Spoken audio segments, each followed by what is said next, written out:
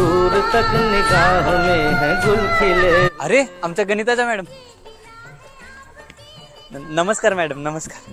नमस्कार. अरे तू इथे राहतो? हो इथेच राहतो. बरे इथे भाजी मंडी कुठे आहे जवळपास? मी आता इथे राहायला आले. इथलं काय माहित नाही ना. इथून सरळ जा, 2 रोड दिसतील. एका रोडला एक्स माना, एका रोडला वाय माना.